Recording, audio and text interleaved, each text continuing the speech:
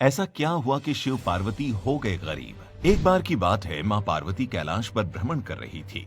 तभी उनकी नजर पृथ्वीलोक पर पड़ी। उन्होंने देखा कि एक गरीब मजदूर गाड़ी से बोरियां निकाल रहा होता है।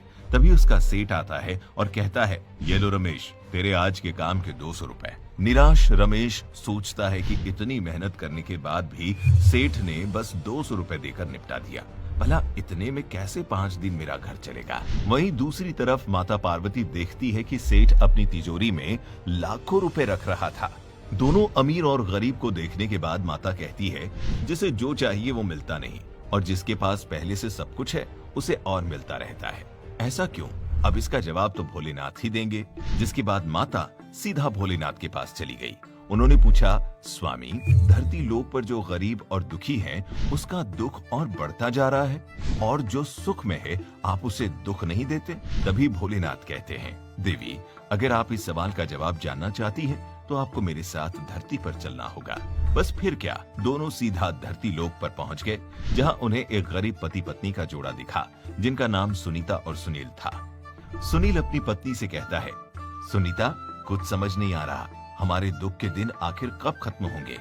उस कमलेश ने फिर से एक नई जमीन खरीद ली और यहाँ हम एक समय के खाने तक के मोहताज हैं। पता नहीं कौन से कर्मों की सजा भुगतनी पड़ रही है। जिसके बाद सुनीता ने कहा, आप परेशान मत होइए जी, सब अपनी किस्मत का खाते हैं, शायद अभी हमारी किस्मत में यही लिखा है।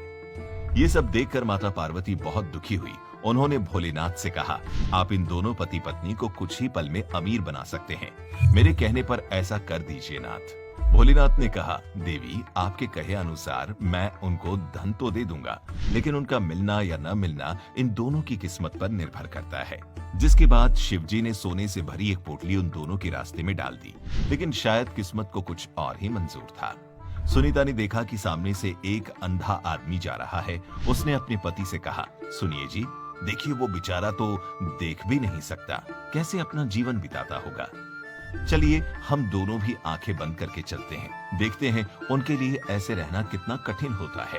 जिसके बाद दोनों एक दूसरे का हाथ पकड़कर चलने लगे। वहीं भोलेनाथ की रखी हुई पोटली वहीं के वहीं रखी रह गई और दोनों उसके सामने से निकल गए। तभी भोलेनाथ ने कहा, देखा देवी पार्वती, जिसके नसीब में जितना होता है उसको बस उतना ही मिलता है। अब हम दोनों कुछ दिन इन्हीं लोगों के बीच धरती पर रहेंगे और आपके जितने भी सवाल हैं मैं यहीं रहकर उन सब के जवाब दूंगा।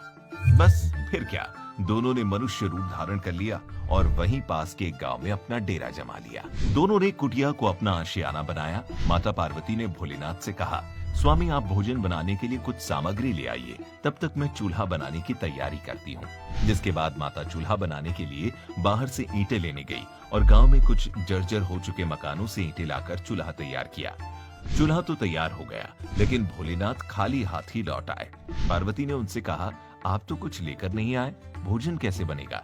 जवाब देते हुए शिवजी बोले, पार्वती, अब तुम्हें इसकी आवश्यकता नहीं पड़ेगी, वैसे तुम चूल्हा बनाने के लिए इन ईंटों को कहां से लेकर आई। तभी माता पार्वती ने कहा, प्रभु, इस गांव में बहुत से ऐसे घर भी हैं जिनका रख रखाव सही ढंग से नहीं हो रहा है, उनकी जर्जर हो चुकी दीवारों में से ईंटें निकाल कर ले आई। शिव ने फिर कहा, जो घर पहले से खराब थे तुमने उन्हें और खराब कर दिया, तुम मजबूत घरों की दीवारों से भी तो ईंटें ला सकती थी। पार्वती जी बोली, प्रभु, उन लोगों ने अपने घरों का रखरखाव अच्छी तरह किया है, वे सुंदर भी लग रहे हैं, उन्हें बिगाड़ना ठीक नहीं होता। इस पर शंकर जी ने कहा, कुछ दिन पहले पूछे आपके प्रश्न का उत्तर भी यही है। जिन लोगों ने अपने जीवन को अच्छे कर्मों से सुंदर बना रखा है, उन्हें दुख कैसे हो सकता है। इस संसार में हर मनुष्य अपने कर्मों का ही फल पाता है। हर एक इंसान को अपने पिछले जन्म का कर्म इस जन्म में भुगतना पड़ता है। आपको याद है देवी, उस दिन जो नेत्रहीन आदमी हमें मिला था वो बहुत अमीर है, उसके पास किसी भी चीज की कोई कमी नहीं, लेकिन इनके बाद भी उनकी आंखों का इलाज संभव नहीं है। ये उसके पिछले जन्म के कर्मों का ही तो फल है।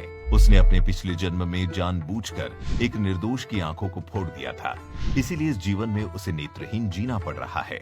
पर उसके कुछ अच्छे कर्म के चलते उसके पास धन की कोई कमी नहीं है।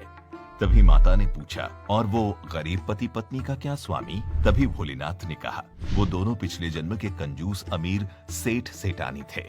जो कभी किसी की मदद या दान पुण्य नहीं करते थे, लेकिन इन दोनों के कर्म आने वाले जन्म को अच्छा बना सकते हैं। इस पृथ्वी पर देवी कोई भी मनुष्य पूरी तरह से संतुष्ट नहीं है। तभी माता ने कहा, मैं समझ गई हूँ, मेरे सवाल के जवाब मुझे मिल गए हैं। अगर कोई चाहता है कि उसका जीवन सुखमय हो तो उसे अपने कर्मों पर ध्यान देना चाहिए। बुरे कर्म हमेशा बुरी किस्मत अपने साथ लेकर आते हैं। तो दोस्तों, आज की कहानी में बस इतना ही। आपने इससे क्या सीखा, हमें कमेंट करके जरूर बताइएगा।